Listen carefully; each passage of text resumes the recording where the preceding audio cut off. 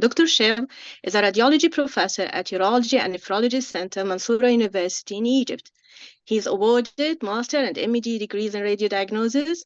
He is a former research fellow at the National Cancer Institute in the United States and completed the Harvard Medical School's research program, as well as the International Biomedical Researcher certification.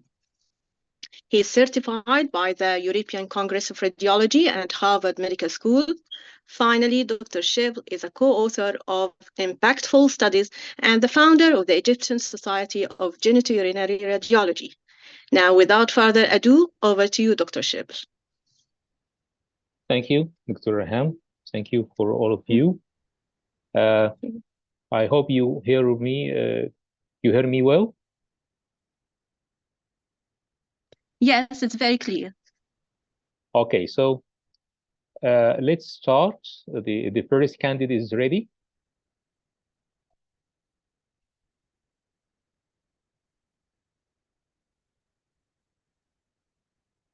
Yes, he is here. Okay, so let's start. Okay, how are you, everybody? So now we start with the our first candidate, and in the first case. So here, recording in here progress. we have a 63-year-old male with oliguria, presents for SCT of the abdomen pelvis.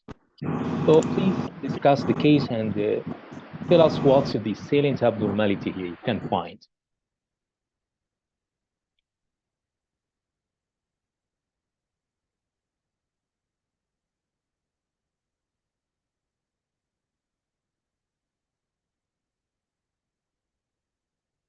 Hello, first candidate with us.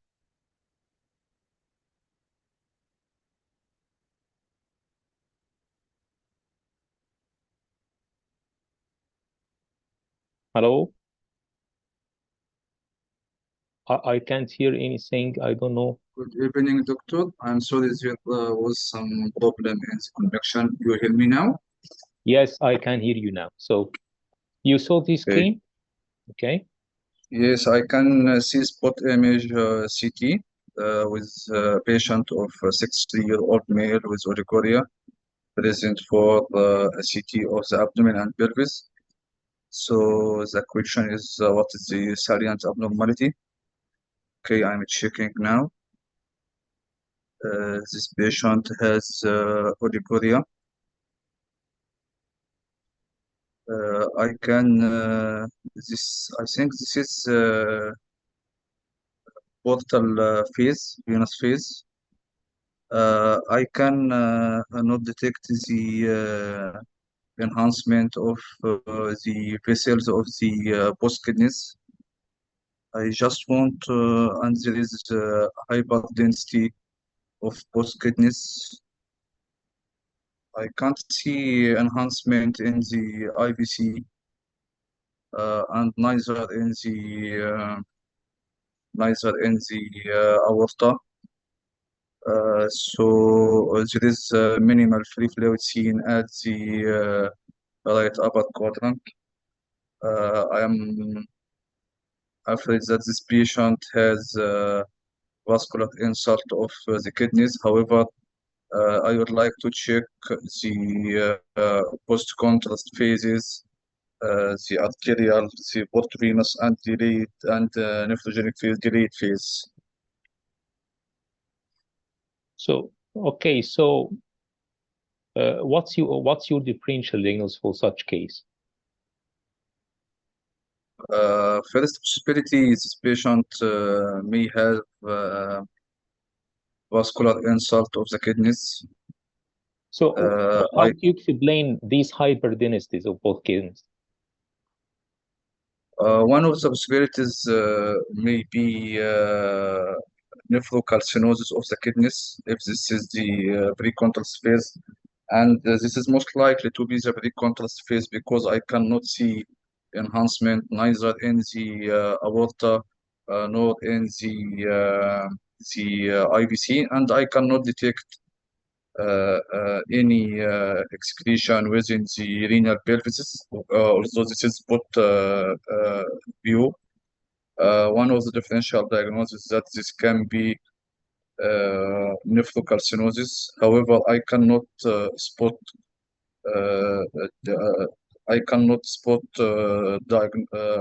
focal calcification. Other possibilities can be this is the shock status, hypovolemic status, and the kidneys may be hyper enhancing due to this insult, maybe hypovolemic complex syndrome. But this needs to be traced along the whole abdomen. One of the contradiction with this is IVC not flattened, but may be flattened in other planes. So those are my differential diagnosis. Other differential diagnosis may be medullary causes, but the diffuse pattern of enhancement is against this. My differential diagnosis here. Medullary what? I am trying to remember this very good. You have mentioned medullary what? Sorry, I can't hear it. I mean, medullary maybe necrosis. Medullary necrosis. I'm sorry, I didn't remember the exact name. I'm sorry for this.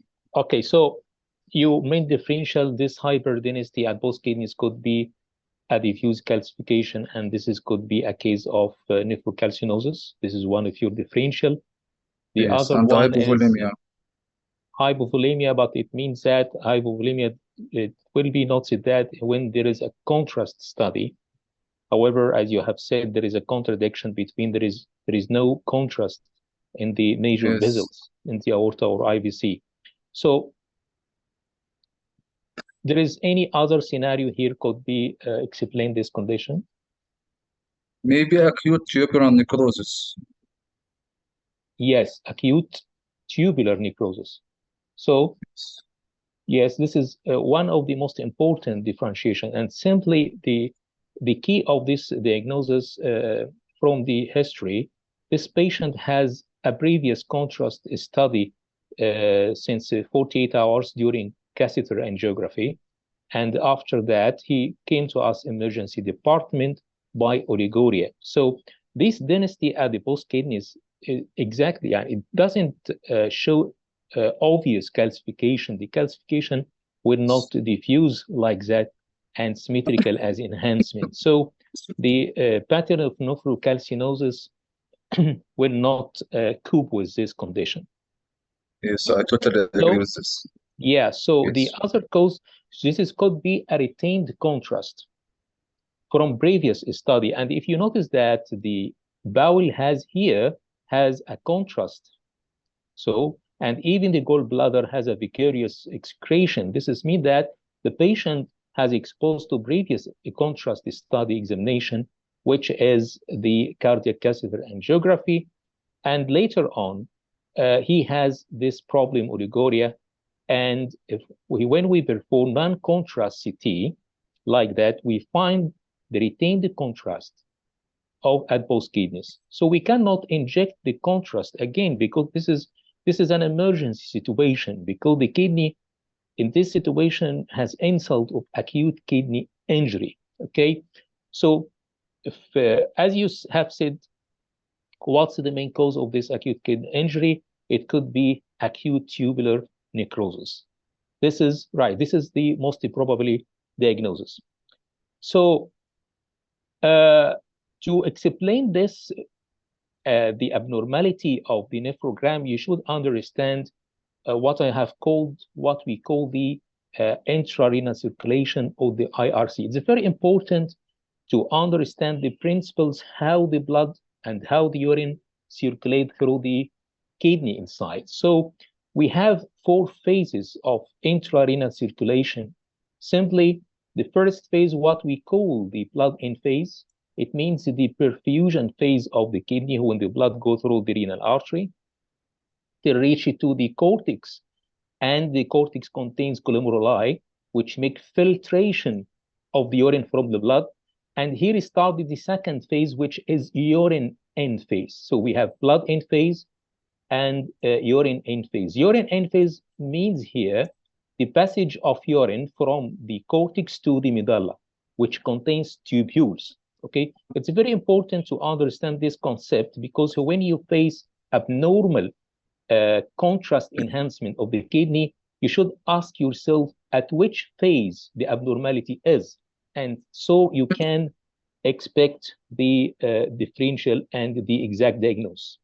So the urine in here, it means from passage of urine from the cortex to the medulla through the tubules, and then start the urine out from the tubules within the medulla to the collecting system, renal bulbs, and ureter. And this is called urine out phase. At the same time, the blue arrows refer to what we call the blood out phase, which represents the venous drainage of the kidney. So we have 4 phases here: blood in phase, urine in phase, urine out phase, and the blood out phase. This is the 4 phases of intrarenal circulation. And there is a master control for each phase. There is a master control, which is the intrarenal pressure. Intrarenal pressure, which is controlling the 4 phases. If the pressure within the kidney is normal, within normal level, not high or not low, the whole phases will become normal. But sometimes one of the phases, as in our case, has abnormality. So blood in represent to the renal perfusion, urine in represent to glomerular filtration, urine out represented by tubular function, and finally the venous drainage by blood out phase. So if we come back to our case, which phase you expect the abnormalities here? I expect this is pre-contrast phase. In the what? I expect this is you mean Yes, this is a non-contrast, pre-contrast, yes. but which phase of circulation, which I told you, it's the problem here in the perfusion, in the blood in phase, or in the urine in phase, or in the urine out phase? It should be either in the urine in or the urine out, but the blood has no insult regarding this situation. Okay, that's good. So if we see here, the cortex has enhancement. So the urine in phase till the cortex here, this is represented the perfusion of the blood from the renal artery to the cortex, to this blood in phase, and the urine in phase, which represented the passage of urine from the cortex to the medulla. This is not happened yet, because the kidney here is almost in the corticomedullary phase. So the medulla is not, and it's despite 48 hours has passed from the previous examination, still we have the corticomedullary phase. So the tubules cannot receive the contrast. So the problem here is the urine in phase. This phase, it doesn't contain, doesn't complete. Okay, so we have, this is what we call is the bilateral delayed nephrogram. Okay, delayed nephrogram, because nephrogram, it means that there is a complete opacification of the cortex and the medulla, but here the cortex is almost opacified, however the medulla is still. So the problem here is in the urine in phase. So to be simply to put your differential, if you find the blood in phase, so keep in mind there is a renal blood problem or renal perfusion, like artery stenosis or thrombosis or laceration, so whatever condition affecting the renal artery. Blood out phase, it means renal vein, and the commonest example for this is the renal vein thrombosis. Urine in phase, like our case, it's acute tubular necrosis and pyelonephritis. However, pyelonephritis here has a characteristic pattern of nephrogram. We have almost 9 pattern of nephrogram, 9 abnormal patterns. So, and finally urine out, which is the collecting system obstruction in case if there is functional obstruction or mechanical obstruction. So this approach, how to think in abnormal nephrogram condition. You should think in which phase there is abnormality, and you will find easily the problem, what is the problem, and can you conduct the diagnosis. So this is the first case. So any question regarding this case? For me, that's okay. Thank you so much, sir. Okay. So this is a case of acute tubular necrosis and acute kidney injury. Of course, this is you need. So what's the management? What you will need to, what you will do next for this patient?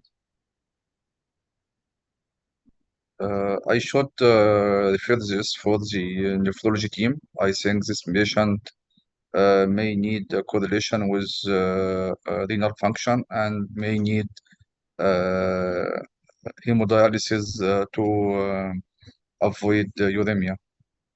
Yes, this is could be progress to acute renal failure. So you should consult the nephrology team for this insults. Okay, good. So second case here, we have 67-year-old man with history of clear cell renal cell carcinoma, and during his first examination, we find this incidental renal left adrenal lesion. Yes, I am presented with 3 phases of CT that attributed to adrenal protocol of a left adrenal lesion evaluation. I can see that the enhanced phase presents 81, delayed phase with around 20, and the pre-contrast phase around 11. No, sorry. So you read the what we call standard deviation. You read the numbers which followed by I'm sorry. HU. This is 25 in house field and so on. Yes, okay? yes. I'm sorry. So 227 and the delayed phase 86. The pre-contrast is 25. I need a calculator to evaluate the washout of this. So If I have calculated for you. If it's more than 60, yes. Yeah. The washout is 70, so that keeps with absolute washout more than 60%, and that keeps with adrenal adenoma. I think the other adrenal gland should be also assessed to check for any bilaterality, and this keeps with adrenal adenoma, not metastasis. So your final diagnosis is? Adrenal adenoma. Adrenal adenoma. Okay, so let us discuss carefully this case. As you have said, we have adrenal lesion with in a patient have a history of clear cell renal cell carcinoma. Okay, so the first step I will do for this case, I will asking for previous examination, and to be sure if there is any previous examination before he developed the renal cancer and this lesion is present or not. If this lesion was present before any appearance of renal cancer, so I agree with you, it should be adenoma. However, the key history here, this is not available. The key history here, clear cell renal cell carcinoma, this is a very important point of history you should take in consideration. Yes, it's right, you apply the adrenal adrenal protocol and you find that the calculation it's more 70%. But remember that adrenal adenoma diagnosis based mainly on the content of the intracellular fat. Okay, I think all of us we agree with that. However, in some situations, there are other lesions, which is malignant lesions, contain the intracellular fat. So I cannot rely on the adrenal wash protocol in such case scenario. And here is one of the scenarios. Clear cell renal cell carcinoma is characterized by presence of intracellular fat. So when metastasize, it will give intracellular fat through the malignant cells. So if this another lesion, especially we have two lesions you should take in mind, clear cell renal cell carcinoma and hepatocellular cell carcinoma. Both of these lesions are common and have intracellular lipid components. So they will present the same washout pattern of adrenal adenoma. So here we cannot rely on the adrenal protocol. So we cannot, in this scenario, consider this is adrenal adenoma because the metastasis from clear cell renal cell carcinoma will give the same percentage, over 60% and may over 40% in the relative washout. So what you will do next, you need to be sure this is adenoma and not metastasis. So you will need to do another examination. So I will give you a multiple choice. So what's the next step after my explanation for this case? You will do nothing and consider adenoma after you understand this concept, or what you will do, MRI chemical shift or PET-CT or biopsy? According to your explanation, even MRI may have fallacies because the lesion may be metastatic with intracellular fat Excellent. content. This is a very good. So MRI will have the same limitation. Yeah. Regarding the PET-CT, I think adenoma may show a degree of uptake, not so typical to be that hypermetabolic like neoplastic, but may still show uptake. So I will go for biopsy. Okay, so the best answer for this question is PET-CT. Why? Adenoma usually doesn't take uptake for PET-CT. This is important information. While the malignant cells will take high uptake. So this is a differentiating point, and we can consider PET-CT in this situation as a non-invasive technique. So it will be preferable from biopsy. Okay, so biopsy will come later if we cannot be conclusive after PET-CT. So the next logical step in such case, it will PET-CT and give up avid uptake. This is expected because in the case of metastasis, and this is actually proved to be a metastatic case of renal cell carcinoma clear cell type. Again, I will give you another tip to be sure, and at least you have a concern, significant concern. When you find adrenal lesion has attenuation value more than 140 Housen field unit, you should have concern this is not adenoma. Okay, you should do more imaging modality or more characterization to be satisfied this is adenoma or not. More than 140 house field unit. Yeah. Okay, here we can note that this is 227. So it's highly enhancing in the venous phase. So it's difficult to be adenoma. Okay. Yes, okay. So come to, this is what I have mentioned for adrenal met, some information regarding it, the same information what we call. So come to the case number 3 here, adult male patient presented with fever and severe illness. I am presented with spot view of, I think, this scanogram. The striking finding is that there is a demonstration of gaseous shadow with uniform shape seen as the left upper quadrant. This is defined with the outlines of the left kidney. I can not detect any free gas around. So this keeps with emphysematous pyelonephritis. However, that's so aggressive to be filled with the with the gas, but in the context of fever and severe illness, especially if the patient is diabetic or immunocompromised or of both general condition, this can occur. My differential diagnosis here includes severe grade of emphysematous pyelonephritis, and I would like further to check for the CT of this patient to confirm my diagnosis.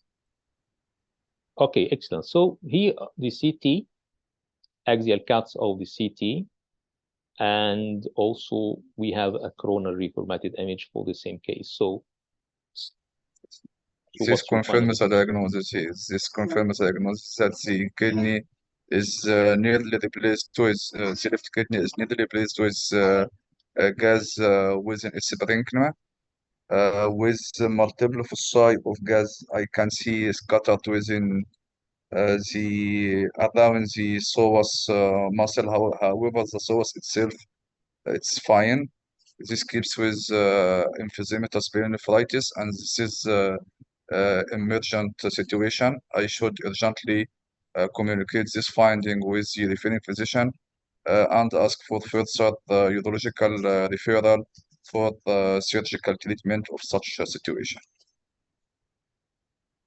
Okay, so the next step, okay, you will refer the specialist for as emergency. I'm totally agree with you, but can you let me explain why this is emergency? You want me to explain? Yes. Why you consider this a case of emergency? This patient most likely to be diabetic or immunocompromised, and this can cause spread of infection within the abdomen. Now the emphysematous pyelonephritis is caused by gas-forming organism. This occurs due to severe infection and should be the kidney should be surgically treated to avoid the spread of infection and stop the gas-forming organism from spread within the abdomen. So the first line of treatment here is surgical treatment. You said that, okay. So what's the main component? We concern here from septicemia. The patient can die from septicemia, okay. It will be faster than the spread of infection. And the treatment here, the first line of treatment here, if we can make immediate drainage, it will not leading to remove of the kidney and make an open surgery and remove the kidney and do a nephrectomy. This is not the wise procedure here, but the first could be both a PCD, percutaneous drainage, and of course, patient admitted for ICU and will give intensive course of IVU antibiotics with the drainage of all these gases and any gases and the pus formation could be present. So, but the surgical treatment will not open unlike acute condition, okay? We'll start with the PCD and under cover of extensive umbrella of antibiotic, okay? So can you explain Yes, which type of emphysematous pyelonephritis is? I don't know the types. I don't remember the grading. I know there is grading for this, but this is in the parenchyma itself, and I think it's also including the pelvic, the pelvis of the kidney. I just want to check the axial to confirm its extension, but I don't know types of pyelonephritis, either pyelonephritis or pyelitis emphysematous. Pyelitis, it means that the gas within where? Within the renal pelvis. Collecting system as a whole or renal pelvis. Yes. You can consider it emergent or not? Emergent case? It's, as I know, pyelitis isn't that severe as emphysematous pyelonephritis. No. Pyelitis, just pyelitis or air within the collecting system It's not an emergence situation like Yes. emphysematous, Yes. okay? So it's very important to know the gas, where the gas exactly is within the parenchyma or within the collecting system, okay? Within the collecting system is not an emergency situation like emphysematous pyelonephritis, okay? So this is not the same, okay? So Yes. emphysematous, yes, your diagnosis is right. Emphysematous pyelonephritis, and CT, of course, is the best diagnostic modality for them, and you will find different findings as listed here. You will find enlarged kidney and small papillary or linear streaks of the gases, focal necrosis, extending to beyond the renal parenchyma, as in this case, into the perinephric space and even into the retroperitoneum. There are two types of emphysematous pyelonephritis. We have type 1 and type 2. And type 1 is the most aggressive one, and it affects it could be considered as when there is destruction of renal parenchyma more than 1/3, almost 1/3 above or beyond, it will consider type 1. And also it's usually more aggressive and has mortality reached to 70% if not treated adequately and in the early time. While type 2, the destruction less than 1/3 of the parenchyma, and you can differentiate between both types by presence of intra or perirenal collections. If you find collections within the kidney, in this form of fluid collections, pus or perirenal, this is called type 2, and this is less aggressive than type 1, and the mortality rate about 20%. And as I have mentioned before, PCD and intensive course of antibiotic is the first line of treatment. However, in severe cases, and if not succeed control the infection, nephrectomy could be the second line. Okay, thank you. Thank you, doctor. And we can move to the candidate number 2.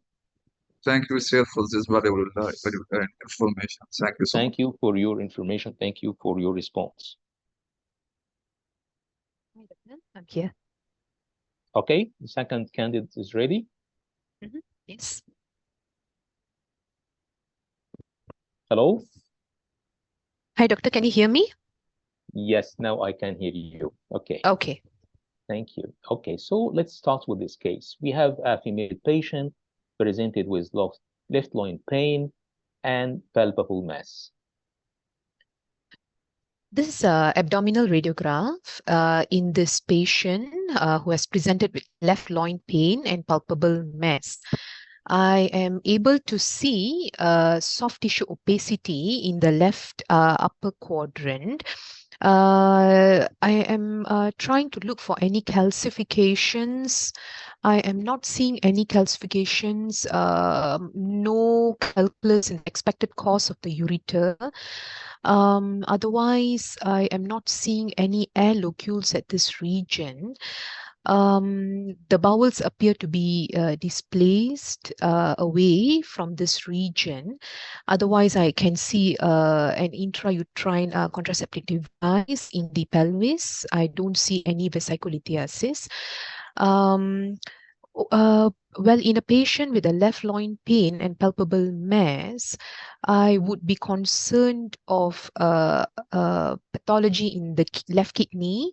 It could be pyelonephritis, or it could be soft tissue mass. Patient would require an ultrasound for further assessment to evaluate. Okay, so ultrasound is done, but it's not available. So what you will do after ultrasound? Then CT will be needed, doctor. A CT, contrast-enhanced CT of the abdomen to further evaluate. Okay, so we can do a cross-sectional imaging. However, in fact, we performed MRI. I'm totally agree with you. CT, it could be the first choice. However, in this case, we performed MRI for this patient. And there is the MRI. This is so Yeah. Yeah, there are several axial MR images in T2 weighted images. So I'm able to see a large mass at the left retroperitoneal region.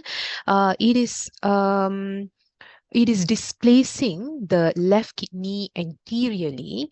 The mass it is iso-intense to the fat, and I can see some septations within. Otherwise, it is extensive. I don't see it crossing the midline. This is likely to represent a left retroperitoneal liposarcoma. I would review in the post-contrast images as well to look for any soft tissue enhancement. Good. So, do you need? So you have said that this is mostly a fatty mass. So you will ask the technician to perform any special technique to confirm this? A fat saturated image, doctor? Yeah, that's excellent. So we have here fat saturation.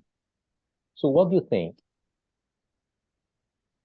Oh, there is definitely a drop of signal in the fat saturated image, confirming the findings of a largely fatty mass in the left retroperitoneum. But there are other components as well. The mass is heterogeneous, likely to represent some soft tissue component as well. So your differential here?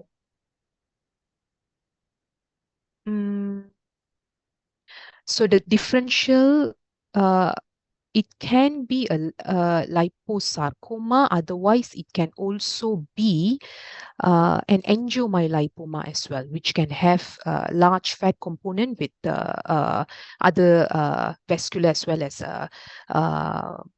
soft tissue components. Okay, so how can you differentiate? So you have two main differential now, liposarcoma, which is a malignant, and giant angiomyolipoma, which is a benign. So the management will completely differ. So how can you differentiate based on this imaging? I can come back here to the axial if you like. How do I differentiate? Well,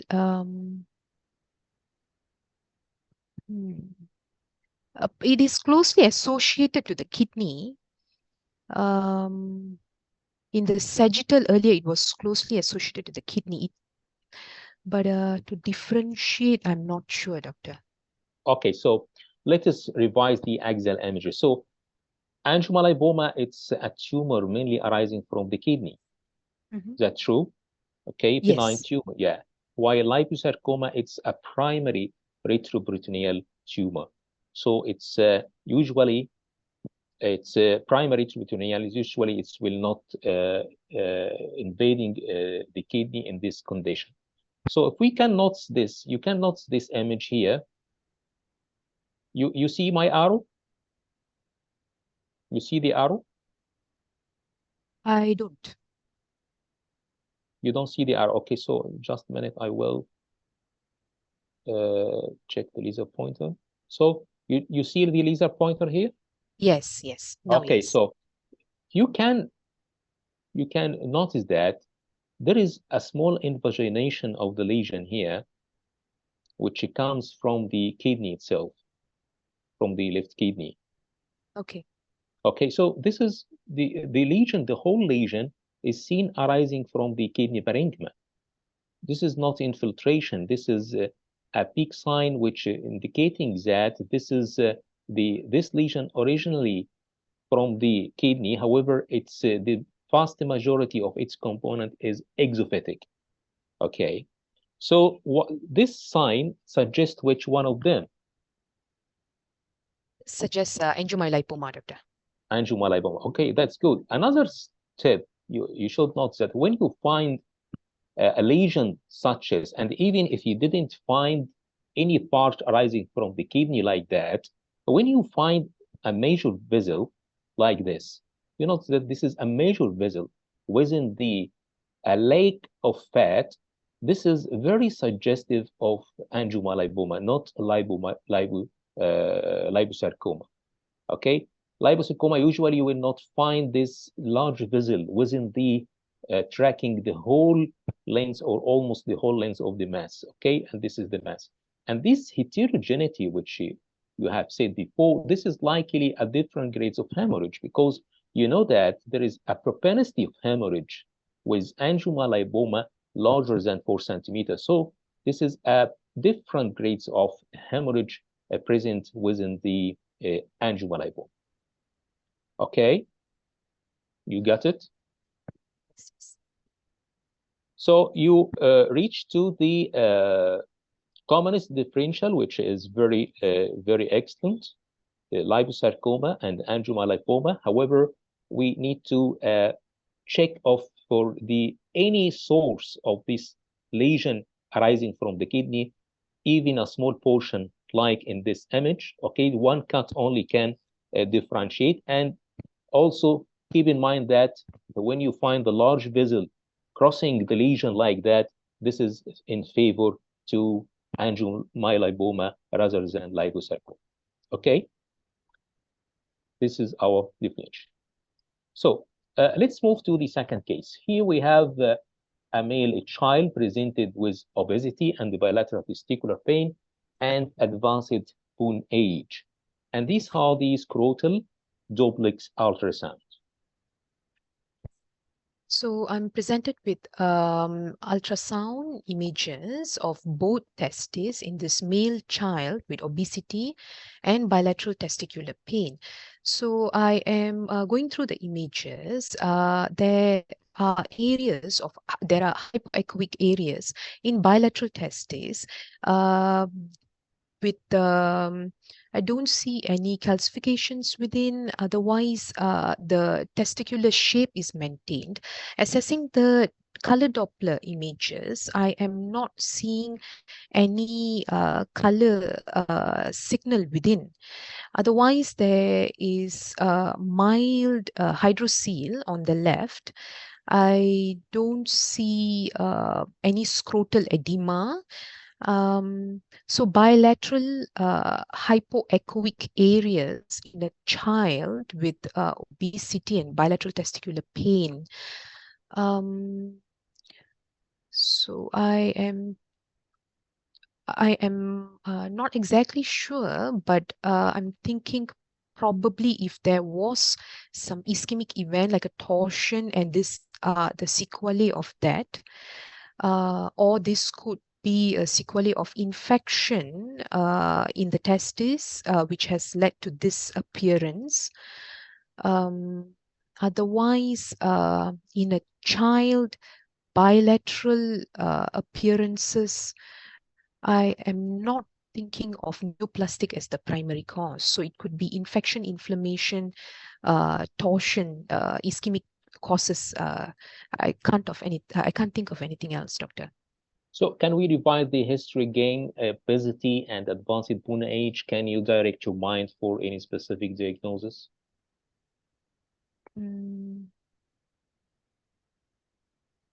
Advanced bone age. I wouldn't know. I can't recall. Okay, no problem. I will deal. Okay, I will continue. So we have, for this case, we should keep in mind very important two differential, especially with this case scenario. Okay, you have a child, male child, obesity. It means there is possibility of hormonal changes and advanced bone age. Okay, so in this situation, as you have mentioned, that this is not a well-defined lesion. This is a hypoechoic area. I can describe it area rather than focal lesion. Okay, and I'm agree with you. It's hypovascular because it's not taking a specific color Doppler. Okay, however, it's not ischemic portion. If you have said a sequelae of detorsion, you mean that a detorsion and there is affection of infarction of the testis part, it will be more segmented and the more has a clear outline if there is a specific segment infarction of the testicle, and usually not like that. This is ill-defined area of hypovascularity. In this age, with particular this case scenario, we should think about what we call lytic tumor, and what we call adrenal rest tumor. Lytic tumor is a benign tumor in this childhood, in this age, and adrenal rest tumor is, you can say it's a cold tumor, but actually it is not a neoplastic tissue. Adrenal rest tumor, this is a sequelae of congenital adrenal hyperplasia in the patient in the childhood.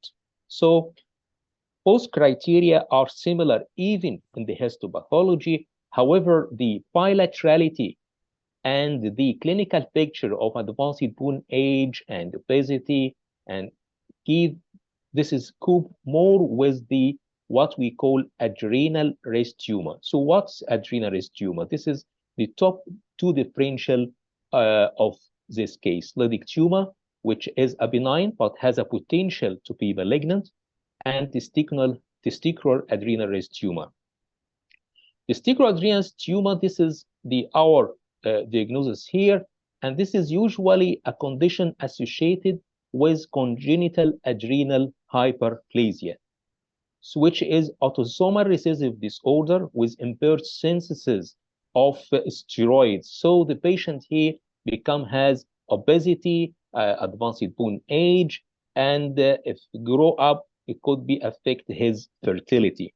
And 1/3 of the male child, you will find this is abnormal implantation of the adrenal tissues within the testis, and it comes like that. So what we have seen in the testis, this is adrenal tissue, but it's in abnormal side, as we can say ectopic adrenal tissue in the testis. Okay, this is most of the male patient, it care about 1/3 of this male patient. And at the same time, the next step you should do it as imaging of the adrenal gland itself, because you will find there is something abnormality. And the commonest abnormality you will find is adrenal hyperplasia. Okay, however, you can find adenoma in this young age child, or you find myelolipoma with aggressive myelolipoma like that. So you can see this is a thickened bilateral and symmetrical adrenal glands. So this is a case of adrenal hyperplasia. Of course, this case diagnosed by laboratory and the blood analysis to detect the deficiency of a specific enzyme, and by imaging like in this case. And you may find another important myelolipoma, giant myelolipoma in another case scenario. You may find this case usually enlarged myelolipoma of both adrenal glands. Okay, and if you will do MRI for the testis, you will find this is a non-contrast study of the testicle. This is a T2, and you will find this low signal intensity of the testicle is the ectopic or the abnormally implanted adrenal tissue. This is what we call the adrenal rest tumor.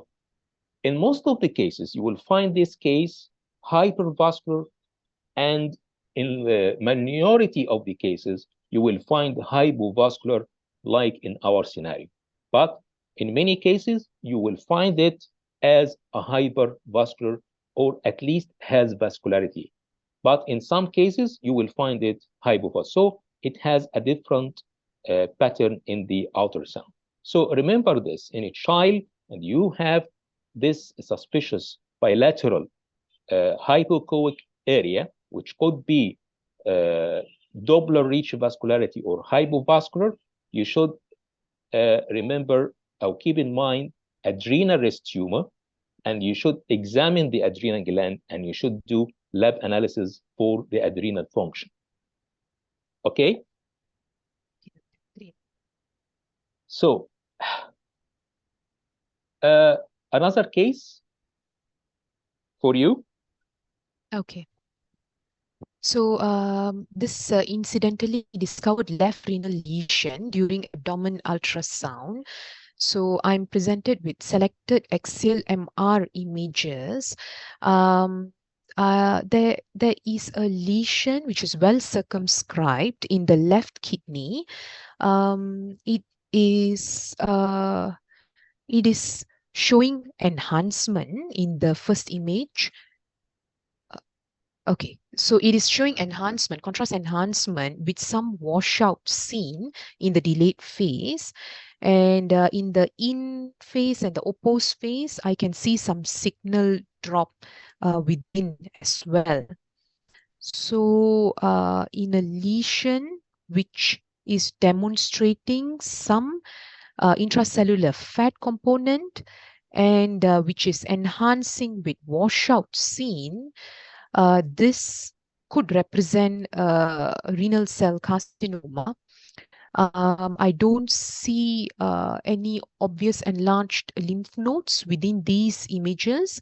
I would assess for any regional lymphadenopathy, for any distant metastasis, assess the renal vein as well for its patency.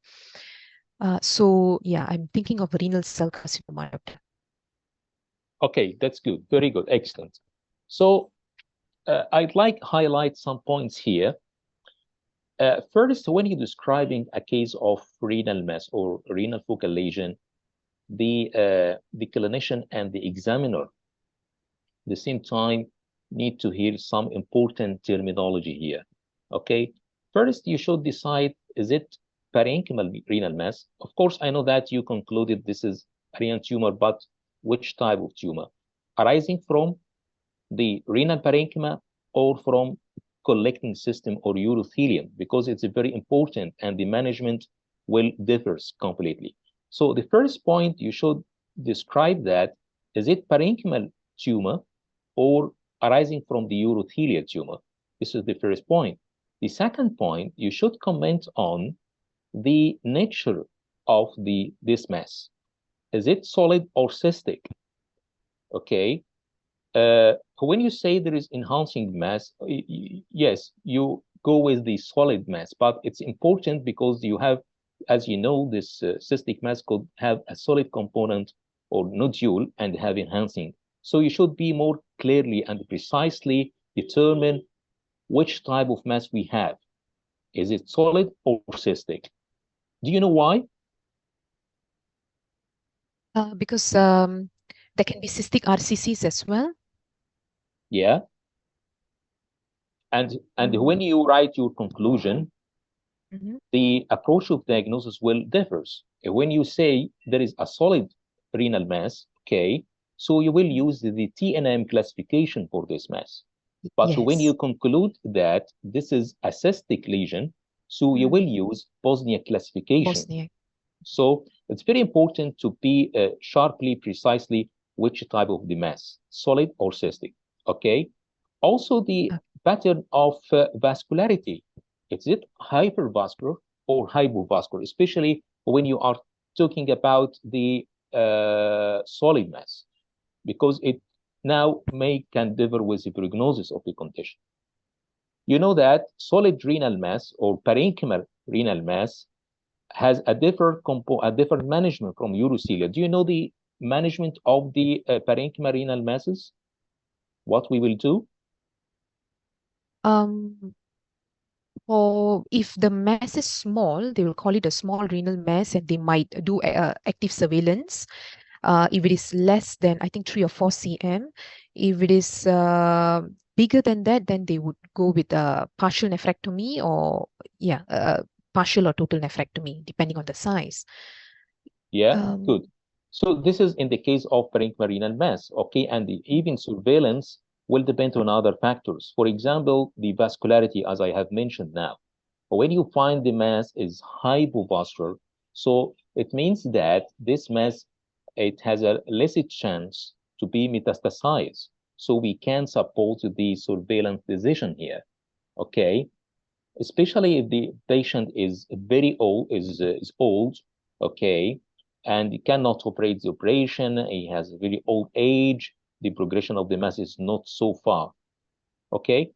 So the vascularity pattern is very important here to mention So you should comment about three main components. Is it parenchymal mass or urothelial mass? Is it solid or cystic? And finally, the pattern of enhancement. And of course, you will mention the other criteria, as you have said, the size of the mass, which I have right here. I have written here for you. And of course, there is one of the important differentiation is the pattern and the relation of the mass to the other organs, and very important to the renal vein and the IVC. So in this case, you conclude, if you can tell me the conclusion of this case based on what I have explained now. Okay. Present back, doctor. Excuse me? Did you want me to present it back? No. Just give me one statement. Finally, your conclusion. It is a hypervascular renal mass with fat content, suggestive of a renal cell carcinoma. Okay, you said hyper or hypo? So there is enhancement, but it's not too bright. Probably this is a hypovascular tumor. Okay, so how can you judge the degree of vascularity here? If we can, so this is the arterial phase here, okay? Yeah. You agree with me? Yes. So you can find that the enhancement of the lesion is almost near to the renal cortex, okay? And there is a significant washout in the delayed phase. So we judge in the arterial phase here, which is very significant enhancement. So I cannot consider this as a hypovascular mass. I consider this as a hypervascular mass. Okay? Okay. The second point which you said that this lesion has a fat component, cellular fat component. So do you know the type of the RCC which have the fat component? Clear cell? Of course.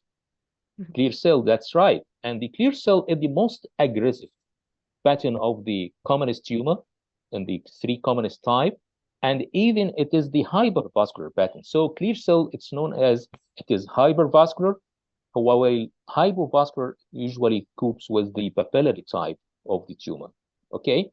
So this is a hypervascular tumor with intracellular fat component, suggestive of clear cell type, and it is a solid parenchymal renal cell carcinoma of intracellular fat. And finally, you should conclude with TNM.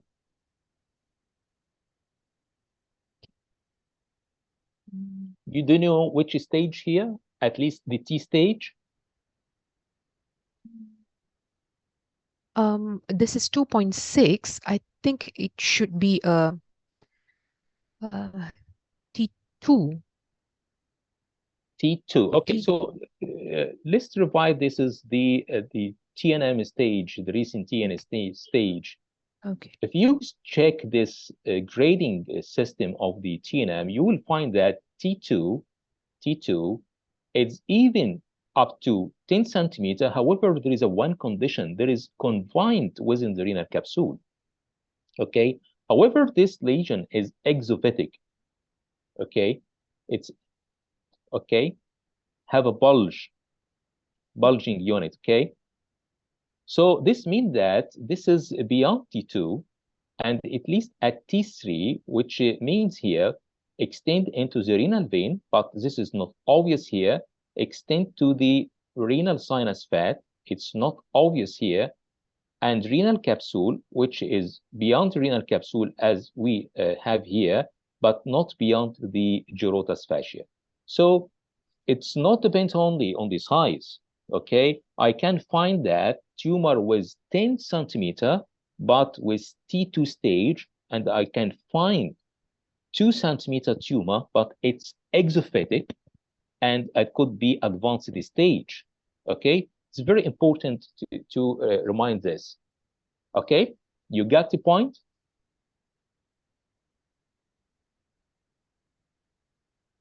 Hello? Yes, doctor. You got the point? Yes, you yes, understood, doctor. Okay, Yes. thank you. I think Dr. Tamer Ismail raised his hand. I don't know if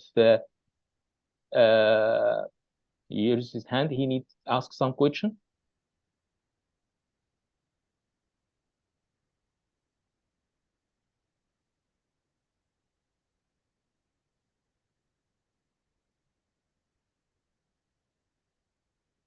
Okay, so let's. This is the last case for you, and thank you. So can we go to Candice 3? Can we move to Candice 3? Hello, good evening, Doctor. How are you? How are you?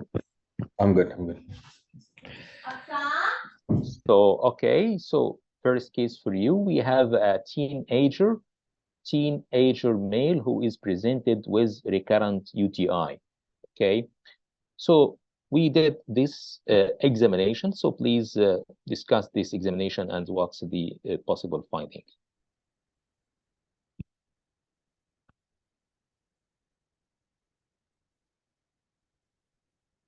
I have a abdominal radiograph of a teenage male who has recurrent UTIs.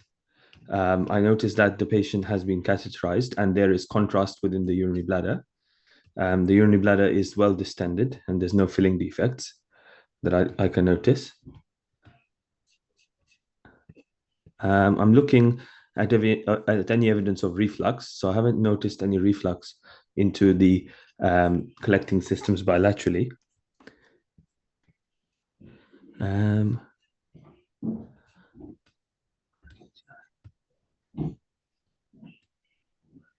And the image is slightly rotated to the right-hand side.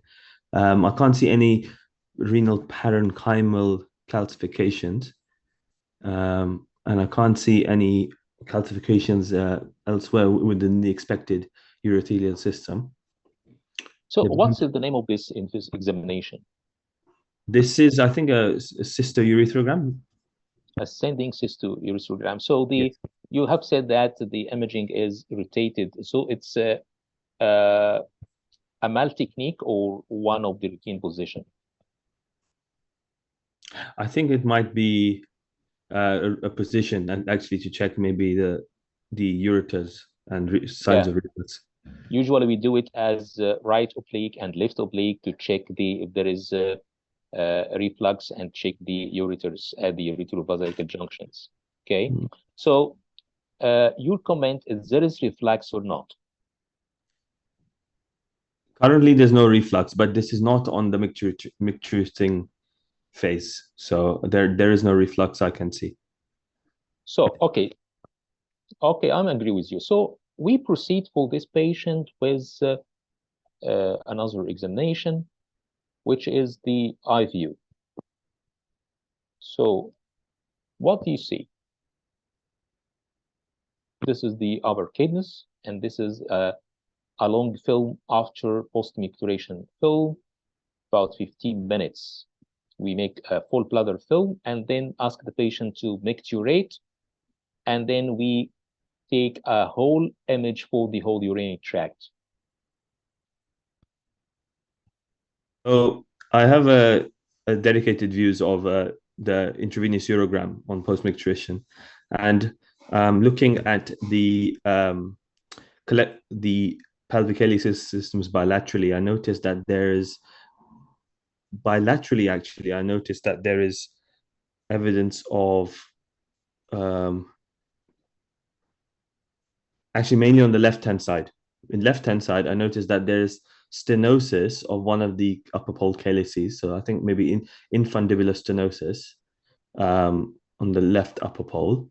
And there might also be a degree of cupping of the at the point at which the renal papilla are, with so essentially like an egg in ball, the lobster claw appearance. There's no filling defects elsewhere. The bladder is partially contracted. There's no filling defect there. So I think there's a problem with the left kidney. The right kidney looks normal in appearance. This could be secondary to papillary necrosis of the left kidney. And however, the degree of stenosis of the infundibulum also makes me think, could this also be parenchymal, early signs of tuberculosis within the kidney as well? So I would like to correlate with the patient's previous imaging and maybe get cross-sectional imaging as well to see the status of this kidney, or CT urogram. So can I ask you, what do you notice any abnormality in the ureter?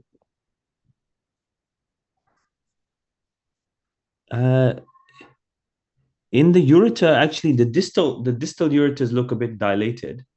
They're more. This is a peristalsis or persistent dilatation, and does it have a significance or not?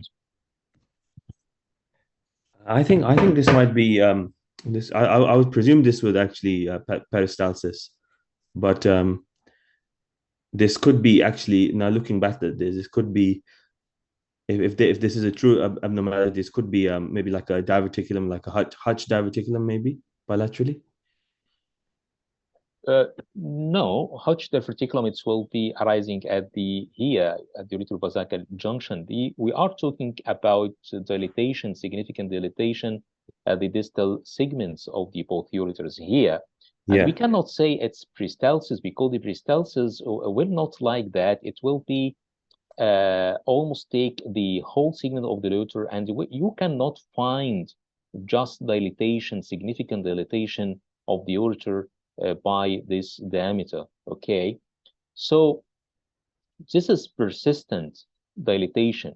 Of course, you can judge if this is peristalsis or not if you attend the examination and you say and you check the examination fluoroscopy. Okay, but anyhow, in the static image like that, we cannot say this is a peristalsis, because the diameter of the peristalsis of the ureter it's never reached to this pattern. Okay, so we have here a significant persistent dilatation at both ureters, more obvious on the left side. So can you explain what's this phenomena?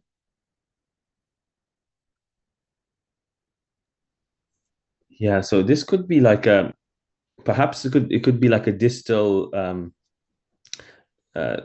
adynamic portion of the ureter. I recall the name of this, but I'm sorry, I don't actually remember the whole name. It's like, yeah, you described it good, very good. Okay, so what's the name? If you catch the name, you will catch the diagnosis. It's actually adynamic part of the ureter. This is a congenital anomaly of the ureter. You don't catch the name yet. Congenital megaureter? Yes, exactly. Excellent. So this is a case of megaureter, congenital megaureter, bilaterally. However, it's more obvious on the left side. And if you can notice that here at this segment here, we can find this is the aperistaltic segment of the ureter. This is the classic site of the megaureter. I'd like to circle here. You can notice this here. This is the defective segment of the ureter here, and this is the defective segment of the ureter here. So this is avoid the plexus natural, plexus, which make the ureter take the natural form diameter and the natural peristalsis movement. So there is a congenital stenosis here with subsequent here dilatation. It's called like the Hirschsprung disease, or sorry, they resemble in the literature as achalasia of the esophagus. If you remember the achalasia of the esophagus, this is what we call the achalasia of the ureter. And this, like due to this this dilatation, there is always a stasis of the ureter in this dilated segment. And there is a functional dilatation. If you notice that there is a fullness at the pelvic calcaneal system. However, there is no significant obstruction. However, there is a fullness of the system here. And this appears in the ultrasound even for this is just fullness. Okay, we cannot say obstruction. But asking you what you will do next for this patient if you have a suspicion patient like that for a mega ureter. What you will do next?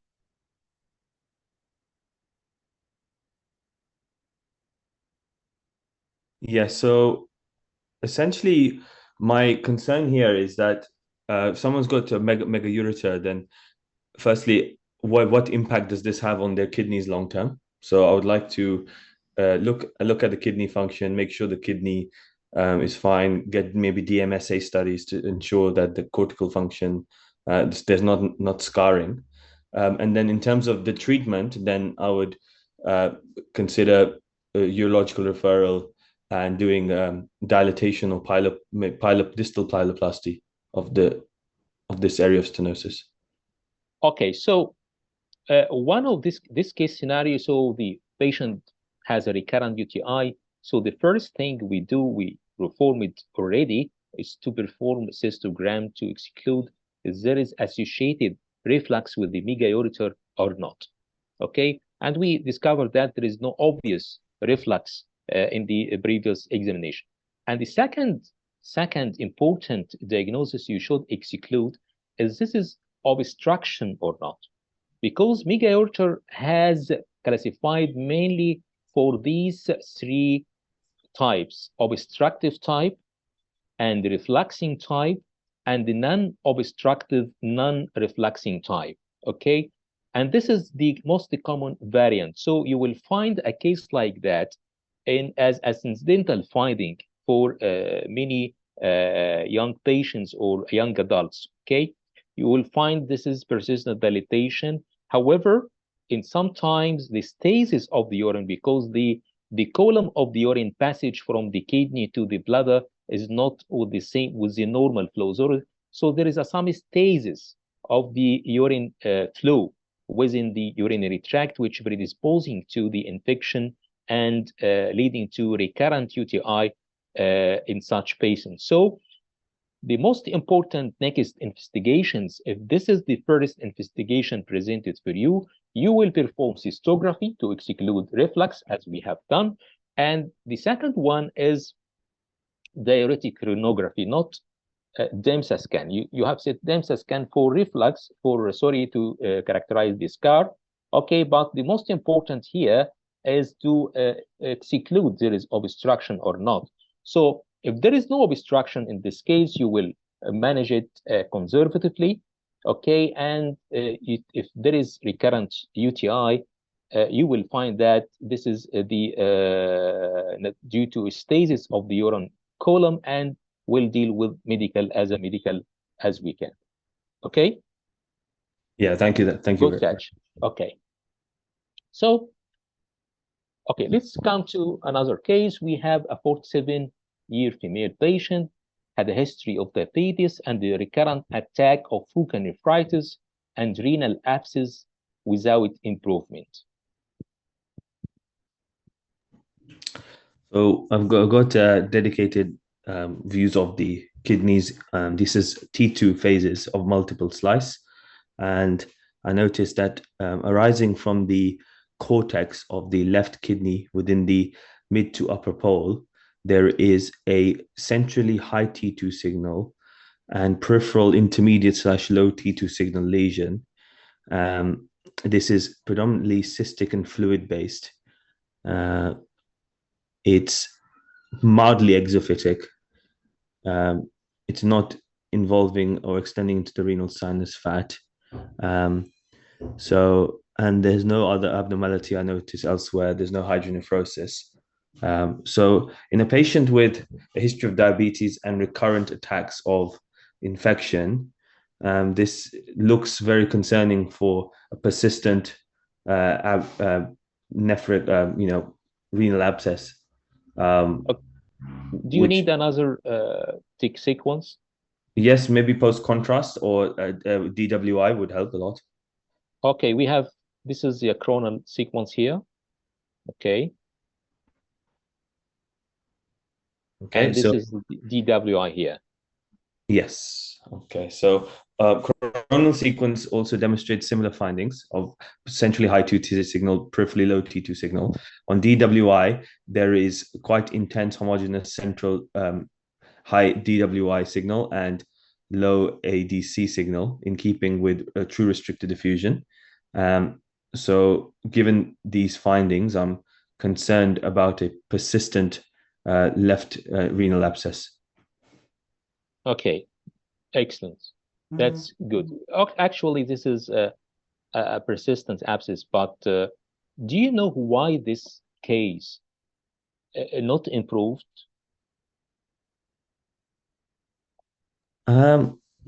Perhaps mainly diabetes is one of the risk factors. They're very difficult to treat, these patients. Okay, so do you notice this lesion? Oh, yes, yeah. What is? Oh, okay, so it's a low T1, low T2 signal, small lesion.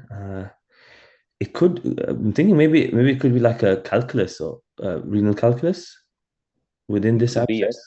Yes, but it will be calculus, or you mean calculus stone or calcification, or it will be, I don't know. There is stone or calcification. So calculus, what's exactly what you mean? It will be there is a stone in the renal abscess. Yes. Yeah, I've not seen that actually. No. Could be focal calcification. I can't actually. I can't see the right kidney actually. So that's interesting. I don't know where that is. It's absent, yes. Perhaps maybe if the other thing I've been thinking is if this, I would like to see if this nodule here enhances, because if it doesn't enhance, it might be like a they tried to drain this abscess and they might have left like a foreign body or something, like a end of a pigtail catheter. Right, what? So for draining abscess, if they attempted to drain this abscess, there could be like a foreign body left behind from the tip of the drain. That's another thing I'm thinking about. No, they will not drain the abscess. They give the medical treatment in this such cases and control of diabetes, and in the most of the cases the patient improved. However, this particular case, it has difficult in the follow-up. Even in the last follow-up, I like to know this is the lesion is become more larger and not improved. Do you know the explanation for this? Okay, so let me give you, this is the key of the case, okay? This is the signal void here. You said a calculus, and I'm asking you, there is a calculus in the abscess, but you didn't answer exactly, because, however, I am directing you to the answer. Actually, this is a stone, okay, a calculus. But is it normal to find a stone within the abscess? No, I've not seen a stone. Yeah, and this is not the usual, of course. And I cannot say this is a calcification, because calcification is usually not well defined, well rounded like that. Okay, so this means that we have a cystic lesion and we have stone inside, and even you can see this is a floating here. Okay, it's not adherent to the wall. Okay, so it's a floating stone within this cystic lesion. So this cystic lesion, originally, we can imagine that, or we can think this is not an abscess. This is diverticulum, a calyceal diverticulum. Yes, that's right. Excellent. This is exactly a calyceal diverticulum. However, it's complicated by infection. And that is why the lesion here is not clear and not improved by, as usual, renal abscess. And if you can check the coronal here, you find the connection here between the abscess, and you have a neck here with the collecting system. Okay, so this is a infected calyceal diverticulum, which is one of the atypical pattern of the infected calyceal diverticulum, and this is why the patient is not responding to the usual treatment of the renal abscess and the renal abscess of the most of the cases. So remember that this is a key. This is a key point to resolve this case scenario. This is a stone. There is no stone inside the abscess. Okay, so it should be another lesion, primary lesion, and this lesion got infection. Okay. Yes, thank you. Get it? Good catch. So we have, this is differential renal abscess, infected calyceal diverticulum. Of course, you should mention this could be a malignant cyst. However, there is no other criteria or no enhancing nodules. We don't show you the enhancement study, so we cannot consider this. So it's infected calyceal diverticulum. Okay, I think this is last case for you. Okay, this is a male patient with road traffic accident. Okay, so I've got a abdominal radiograph of a male patient. I noticed that there is a catheter within the urinary bladder, which is distended. So this is a abdominal radiograph with a cystography as well at the same time. The abnormality here is that there is contrast opacification involving the peritoneum. So the small bowel loops are dilated centrally, but there is contrast extending from the bladder into the peritoneum and surrounding the small bowel loops. There is also, so this is highly concerning for intraperitoneal bladder rupture, which is due to normally blunt abdominal injury. I'm looking for any fractures. I can't see any clear fractures in the pelvis. So this is highly concerning for intra-abdominal peritoneal intraperitoneal bladder rupture, which will need urgent urology referral for washout because the patient, and repair of the bladder because patient can get chemical peritonitis, and we can confirm. What's the best imaging modality for this to diagnose CT cystogram. CT cystogram. So here I can I will check for this is, sorry, I'd like to show you the CT, the remaining exam. So this is the CT. Okay. Yes, so CT shows contrast within, yes, so CT, I've got multiple CT slices. This is a CT cystogram. I noticed that there is contrast pooling outside of the urinary bladder superiorly and also involving the peritoneum as well. So on the top third image, it's involving the peritoneum. There is large volume of free fluid within the abdomen and fat stranding. So your diagnosis? Diagnosis intraperitoneal bladder rupture. So what you will do? So I will now urgently convey my findings to the clinical team, recommend urology opinion and review, and then this will need urgent bladder repair and washout because of risk of chemical peritonitis. Yes, exactly. So just one comment here. This you can see here. This is the scout, and here there is a depressed fracture in the left scheme here, and also at the right femoral neck you can find fracture.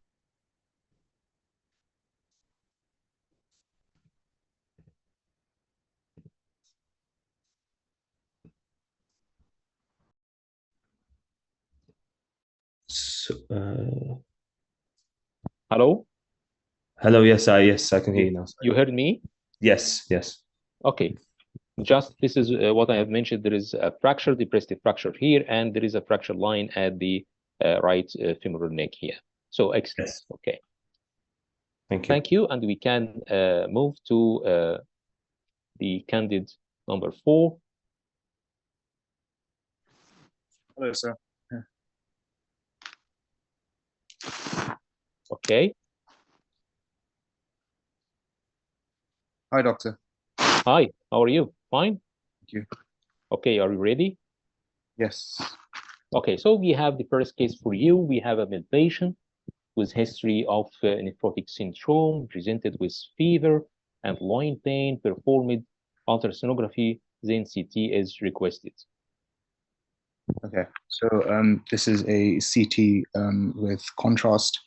I can see that on the left there is a pacification of the kidneys in the corticomedullary phase. There is on the right, I can see that the right kidney has lost its corticomedullary differentiation, and it's now in the excretory phase, whereas the left kidney is remains in the corticomedullary phase. So Okay, so this is A, this is image A. You see the pen here? This is image A. I can see, I can write for you. This is image A. Sorry for I didn't make a previous annotation, but this is image A and this is image B. Okay, so if you can say what's your representation for image A or B? okay, so on image, are these slices from the same different in different time or at the same time? Yeah, yeah. You have what do you think? Yeah. Okay, fine. So in that case, on the image B, it seems like there is a delay. Not different times, so mean different days. This is the same examination. Same examination. Okay. Okay, fine. So I think B is the delayed phase or the urographic phase, and on the image, on the B image, I can see that there is a delayed nephrogram of the left kidney.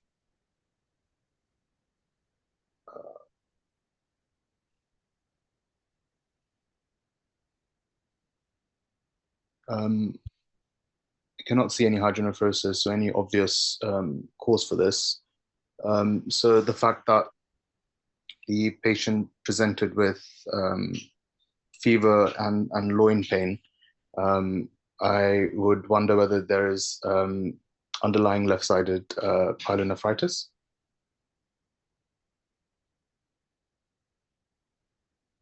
Okay. What else you can say?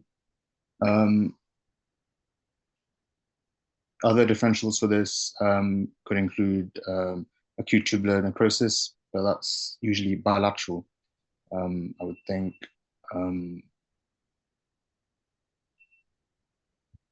So let me ask you, which kidney is abnormal?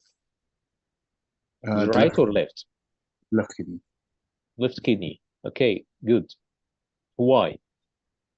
Because it hasn't proceeded into the excretory phase. Good. So when the first message here, when you find two kidneys in two different stages, the kidney which exceed the first one, exceed the other one, this is the sound kidney. As we have here, the right kidney now starting from the almost nephrographic phase and proceed to the excretory phase, while the left kidney almost has a corticomedullary phase and it has a delay pattern compared to with the right, and still here nephrographic phase, but here the excretory phase. So the right kidney is preceding the left one. So this is the sound kidney or the normal kidney, and the left kidney is already has a problem. So excellent. So what do you expect? Why this delay of the pattern of excretion in the left kidney? What's the differential for this case? You said ATN, acute tubular necrosis. What else? I can see that there's some differential attenuation of the left renal vein. So I'm wondering whether there's a left renal vein thrombus. Yes. You mean in the image A? Yes. Yeah. Okay. This is one of the Of course, yes, good catch.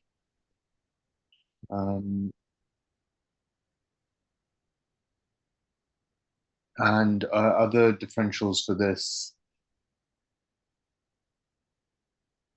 could it be glomerulonephritis? The Hmm. left.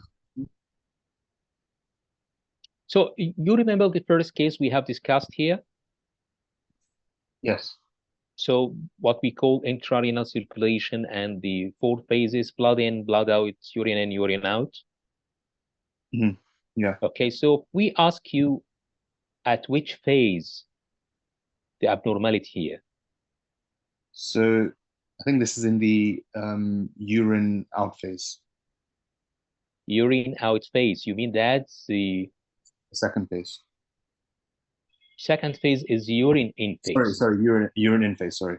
So urine in phase, it means that you cannot see the nephrogram, because urine in phase, it means the passage of contrast from the cortex to the medulla. But in this case, the passage of the contrast here is normal, because the medulla you achieve to the nephrogram. Okay, there's a complete opacification and enhancement of both cortex and the medulla. So urine in phase and the blood in phase is intact here. Okay. Urine out phase, because it's not So- entering the connecting system. So we still have urine out phase, and we still have blood out phase. Okay. What do you think regarding urine out phase? Mm, There is excretion of the kidney or any sort of excretion? no, I don't think so. So what's this? Oh, okay, sorry. Is that the ureter? Apologies, I didn't see that. Yeah, Okay. this is ureter, and it has a contrast. Mhm. So what we have here,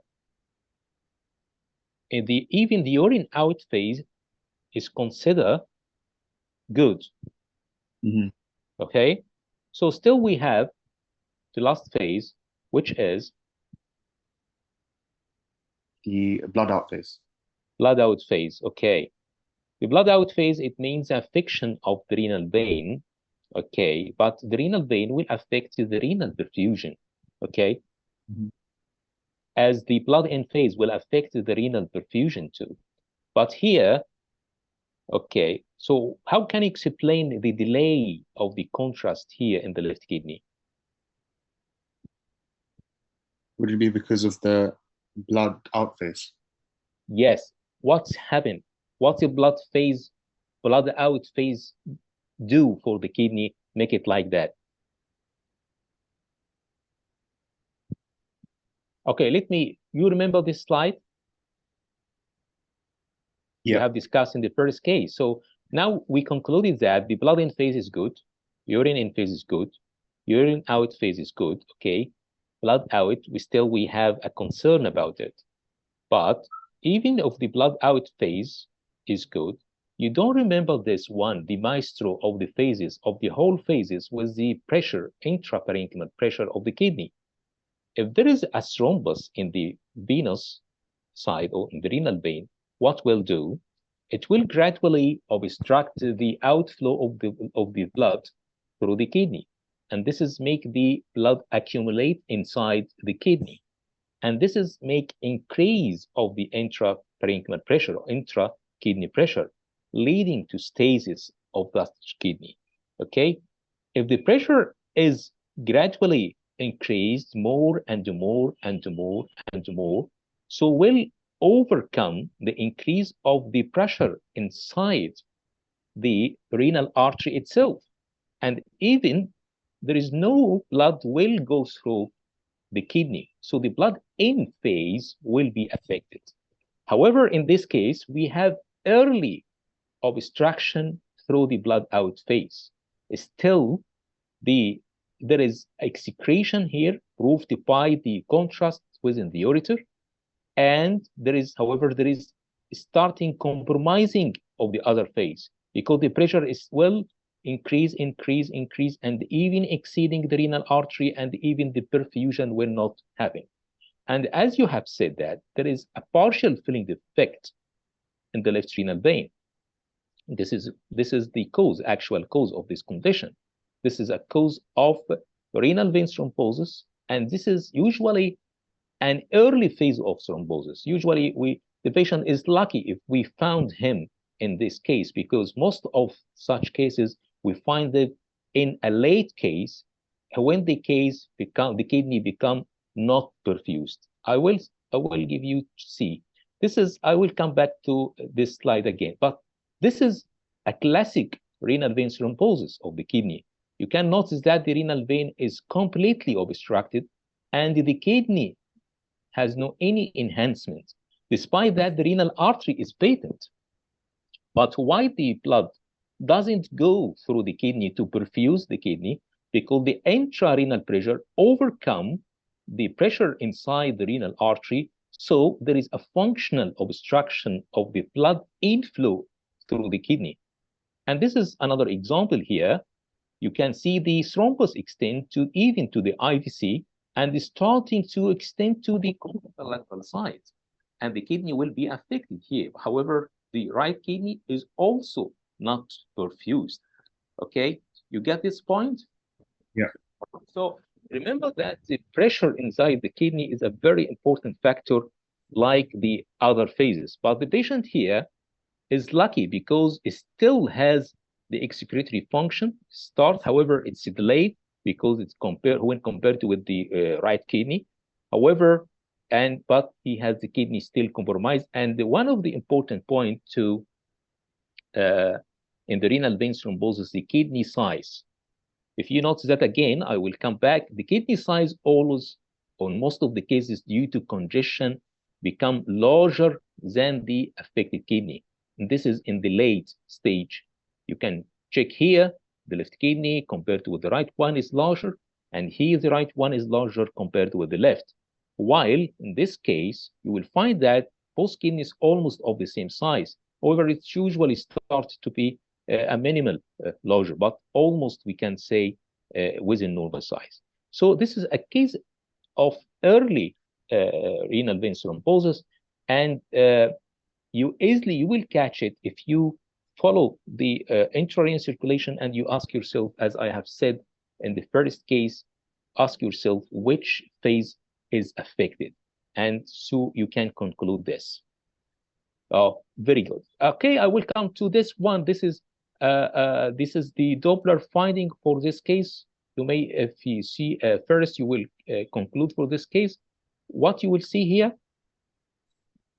So you'll see just having a look. So you'd see a raised resistive index, wouldn't you? So the resistive index is 1.2 in this case, because of the renal vein thrombus. So that's abnormal, and that's there is a high resistive index, but the characteristic pattern here, which is the reverse diastole here, you know that the diastole should be almost the 1/3 or 2 or the half of the systole and should be above the baseline. But here it's below the baseline. This is the diastolic component of the renal artery. This is what we call reverse diastolic wave sign, and which is very characteristic for renal vein thrombosis. And this means that the pressure inside the kidney is very high. Okay, as I told you, is very high, and even in advanced stage, it will overcome the pressure of the renal artery, because the renal artery pressure is higher normally on the pressure of the renal vein. So reverse diastolic sign is very characteristic and very known in the literature associated with the renal vein thrombosis. Okay, so this is a case of renal vein thrombosis, and these are the different pathology. Our patient had a nephrotic syndrome, but it could be associated with other disease as systemic lupus erythematosus, amyloidosis, glomerulonephritis, collagen vascular disease, diabetes, which is important, reverse of arterial diastolic flow. You should take in mind that reverse diastolic flow in the artery, when you put the Doppler on the renal artery, not on the renal vein, while when you put the cursor in the renal vein, you might find absent venous flow. And even you can see this thrombus if you are lucky and there is a echogenic enough, and you will find high resistance and high elevated resistive index. Okay? Yeah, thank you. Come to another case. This patient presented with hematuria, macroscopic hematuria. So what do you see?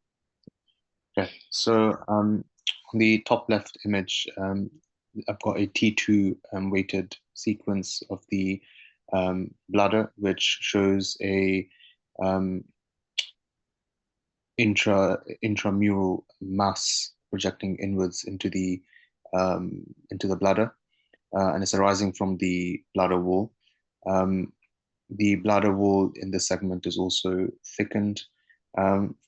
On the top right image, we've got a contrast enhanced sequence which shows avid enhancement of this lesion. And the bottom images demonstrate that this lesion has restricted diffusion. So in this case, I'd be worried about a TCC. Yeah. Okay.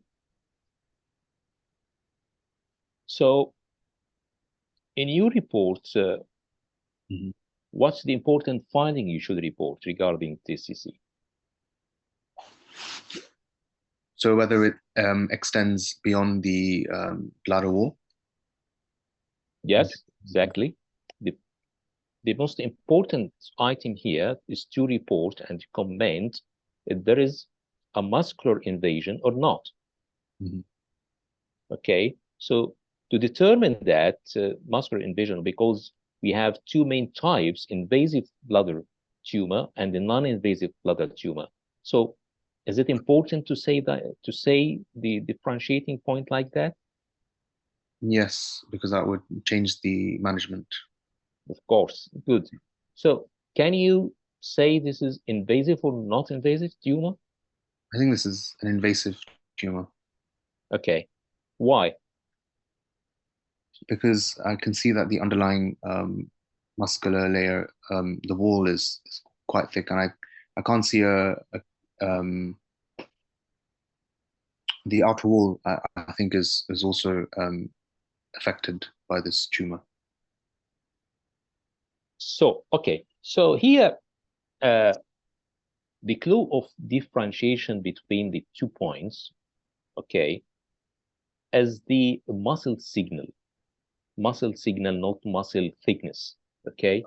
The muscle thickness here, it's most likely to be reactive, associated inflammation, cystitis, it's usual, okay? But to say there is a muscle invasion or not, usually we depend on the signal of the muscle through T2, and if there is delayed enhancement in DCE, and if there is altered signal in diffusion. Okay, this is because of this what we have, what we call VIRAT. However, it's advanced for uroscope, but I give you the clue, some idea about this. So here there is a characteristic sign. When you see, you can say it is a superficial bladder tumor. It means not invasive bladder tumor. You can see here, this is a low signal stalk, okay? Here, it's like a stalk and covered by a soft tissue mass, okay? It's like a mushroom sign. It's called a stalk here. And this stalk has a characteristic pattern. It's not restricted in the diffusion signal. So this is the mass here, which is the soft tissue, which is restricted, true restriction, because it's high in diffusion and low in ADC. However, this is stalk, okay, when you see this pattern, you should know this is a superficial bladder tumor, mostly superficial bladder tumor. This stalk is not restricted, okay? So this is what we call the Inchworm sign. Inchworm sign, which is a specific for superficial bladder tumor. And if you can notice that here in the dynamic contrast study here, the bladder tumor, the soft tissue mass here is enhancing. However, the muscle itself is not. This is the muscle layer here. It's not. However, it's thickened, as you have mentioned. But as I told you, the thickness usually is a reactive pattern, likely due to cystitis. So if I'm asking you, this is invasive or not invasive, you have a characteristic sign, which is the stalk here, and this is a superficial bladder tumor. So bladder tumor, the main point for differentiation is to say there is invasion to the muscle or not invasion, what we call muscle wall invasion or non-invasion or superficial bladder tumor. خلاص? MRI is the best imaging modality to can differentiate this. CT cannot differentiate this. So MRI is the best imaging modality, can differentiate this point. And according to the TNM stage, the non-muscle invasion is classified into TA and TIS, which non-invasive carcinoma in situ, or T1, invasion of the lamina propria category. However, the muscle invasion tumor is into T2A, invasion of the inner half of the detrusor muscle, or T2P, invasion of the outer half of the muscularis propria. So in the MRI, you will find you cannot achieve the TA or TIS. This is beyond the capabilities of the MRI.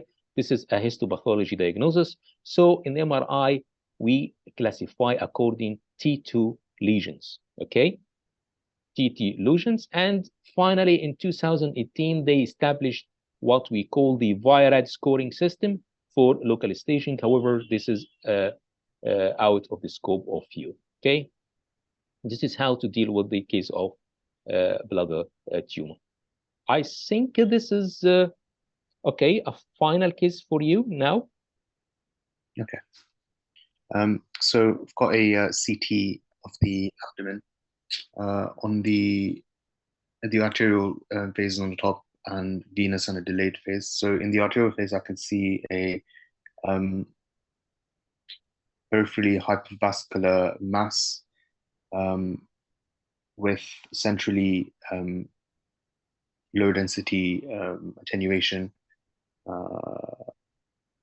and on the venous phase, I think there is some washout peripherally of this lesion, and on the delayed phase again, we're seeing complete washout of contrast on this phase. Okay, so do you need more images? Yes. Okay, so what do you think here? There's some coronal images here. Okay. So it seems to be arising from the cortex, and it's exophytic in nature. So this would make me think about a hypervascular RCC. So you mean that this is a parenchymal tumor? Parenchymal tumor, yes. It's a solid or cystic? Looks mixed at the moment from the images, but Even mainly it was okay mixed, but how you deal it? You will deal it as a solid, or yeah, as a solid tumor. As a solid, yeah. So you will give finally TNM, not Bosniak. Yes. Okay, so it's parenchymal. It's a parenchymal mass arising from the mid to lower pole of the left kidney. And according to the TNM classification, this would be T3. What else to make a TNM classification you need? What you should examine? You should examine whether it reaches the capsule and the Garrott's fascia and invasion into the renal vein. So yes, do you have renal vein in any cut appear, and can you tell you there is invasion or not? I don't think there's any invasion into the renal vein on the left. Okay, this is what? Oh, okay, sorry, that's the renal vein. Okay, so it looks like there's invasion into that. There is what? It's a Invasion? bit, yeah, I'm not quite sure because it's not as hypoattenuating as I would expect it to be, but it's not pacified either. So, but I think it probably is. I can't see it directly invading into the left renal vein. Mhm. Do you see? I think this is emotional contrast enhancement here. This is chronic format of the renal vein, and there is, as you said, there is no any filling effect or something like that. Mm-hmm. So the renal vein here is good. Yeah. Okay. So which stage of this do you know? I would say this is T3B.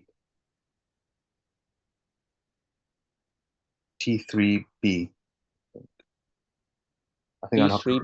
T3B. I think I'd Okay, have to let's remind myself. revise it again. Yeah. T3B means invades the IVC below the diaphragm. Okay, sorry. Okay, but here there is no vascular invasion even at the level of the renal vein. So I suggest that it will be a T3A. Okay. Okay. So it will be T3A. But the message here regarding the, I repeat it again, regarding focal lesions, you should mention this is 3 items: parenchymal or urothelial, solid or cystic, hypervascular or hypovascular, and your conclusion should give a statement containing these terms. There is a solid, hypervascular, parenchymal left renal lesion of stage T3A. Okay, this will give you a perfect end of the case. Okay. Yeah.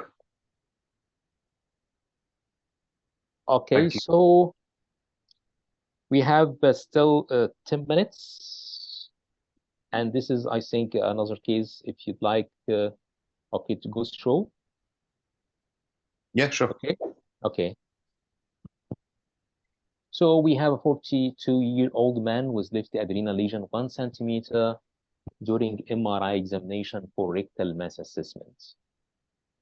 Okay, so on the left we've got a T1 sequence, and there's a left adrenal mass which is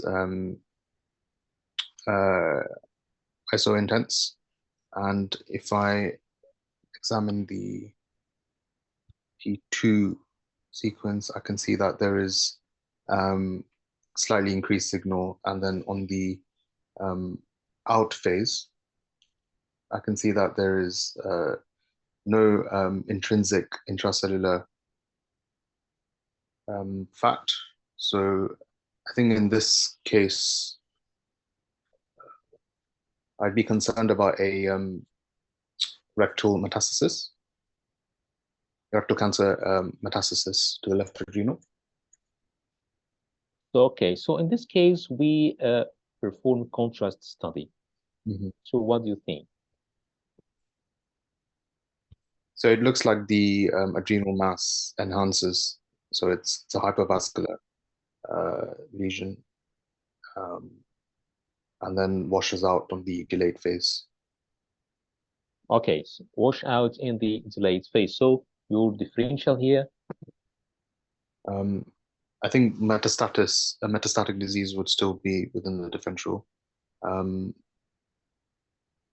If not, could it be a lipid poor adenoma? Yes, it should be in the differential. So how can you differentiate that? So I'd work out the washout rate in this case. You will do a washout rate. You will move the patient to CT. You mean CT AGM protocol or washout phase of what? On the CT renal protocol, or as I think you mentioned previously, we can do a PET CT because adenomas don't show uptake. Okay, yes, but here, okay, so I will give you a question here. So what's the next step?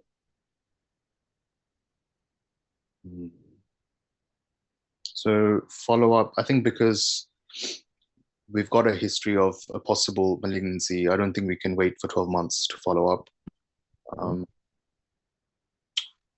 I think surgery and histopathology is a bit too extreme. So it's between B and C at the moment. And I think depending on the patient's status, if the patient is not well enough for an adrenal biopsy, I think we can do an adrenal CT protocol. Okay, so here's CT protocol here. Mm-hmm.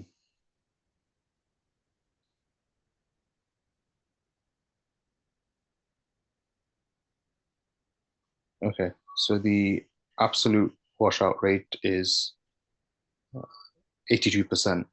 So that's above our threshold, and so we can call this an adenoma. Adenoma. Which type of adenoma is? A lipid poor adenoma. Lipid poor adenoma. That's good. So let's give you some clue regarding this case. In the case of lipid poor adenoma and MRI, so we manage the case here good, and we perform. By the way, the CT adrenal protocol is one of the sensitive modalities to detect the adenoma, except in some scenarios, as I shown you before, the cases of clear cell renal cell carcinoma and HCC. And here the patient, the primary tumor has a rectal mass or renal carcinoma even, okay? It's not one of the mass which has intracellular component. So when I perform the adrenal protocol and we go with adrenal adenoma, so it's should be considered as adrenal adenoma. Especially a rectal carcinoma, it's not known to give an isolated lesion in the adrenal gland, okay? It's usually rectal carcinoma, as you know, there is metastasis to the liver. This is the commonest site. So it will not leave the liver, however, and target one of the adrenal gland. Another clue to suspect of lipid poor adenoma, you can check this, the signal pattern of the lesion itself. You can notice that this is the signal lesion of the adrenal gland on T2. It looks almost similar to the adrenal gland itself. It's almost of the same pattern, okay? Another clue, the pattern of enhancement. The adrenal gland, when you have said there is a washout, most of the washout of the tumors, most of the tumor has a rapid washout in most of the organs when there is a rapid washout. So we can say, oh, this goes with malignancy, except in adrenal gland. The washout goes with the adrenal, which is a benign lesion. So it's very important. Sorry. It's very important to know the the pattern of enhancement here. This is the rapid washout of goes with adenoma, not goes with malignancy. In the malignancy of adenoma, you will find there is a delayed enhancement and there is no washout. Okay, so this is the reverse of the most of the human body organs, RCC, and the most of the type, and HCC. You will find that there is a washout, and when there is a washout, we go to malignancy more than the benign lesions. But in the adrenal gland, the reverse is right. So in this case, and when you find this pattern and the similarity of the signal intensity, you should suspect with lipid poor adenoma. And the next step is to perform like this adrenal protocol, and especially if you find the adrenal protocol goes with the adenoma, so it's most probably adrenal adenoma. Okay. Yeah. Thank you so much. So this is the our take-home message. You know that 20% of adrenal adenoma are lipid poor, and lipid poor demonstrate T2 signal identical to that of adjacent adrenal gland. And on dynamic image homogeneous arterial enhancement and wash out on the delayed phase image. This goes with a lipid poor adenoma.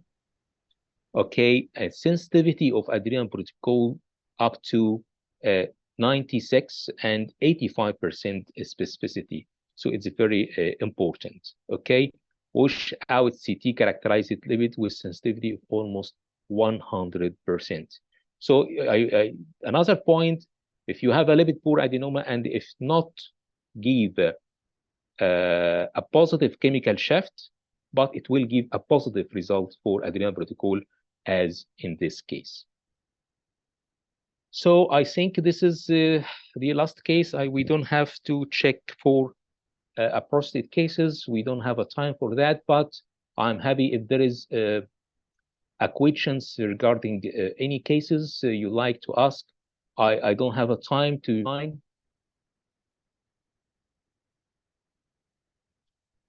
Stop sign or mushroom, but it's called Angel sign. Muscle not invade, yes. Again, prostate case, sorry for if you testicular masses in a childhood could be leukemia, yes, but the clinical history will guide you through this. We have a specific history, advanced bone age, obesity, and something, and this goes with the metabolic disorder rather than leukemic infiltration. Okay, so the history here plays a role, but of course you could put it in the differential. What about the liver in the small clear cell? Any liver mets were there?